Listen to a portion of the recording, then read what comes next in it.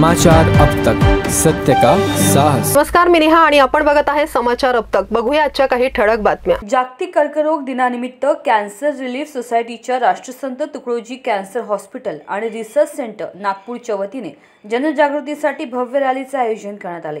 या रॅलीची सुरुवात राष्ट्रसंत तुकडोजी कॅन्सर रुग्णालयातून करण्यात आली। रॅली दरम्यान नागरिकांमध्ये कर्करोगाविषयी जागृती निर्माण करण्यासाठी मानवी साखळी तयार करण्यात आली। तसेच तंबाखू व दारूच्या व्यसनामुळे होणाऱ्या दुष्परिणामांबाबत विविध स्लोगनद्वारे जनजागृती करण्यात आली।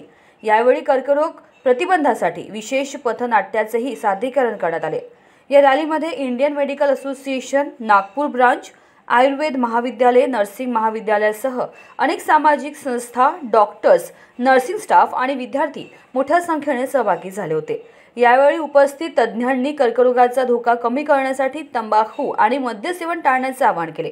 संपूर्ण समाजामध्ये कर्करोगाविषयी जागरूकता निर्माण करून या आजाराचा प्रसार रोखणे हा या उपक्रमाचा मुख्य उद्देश होता।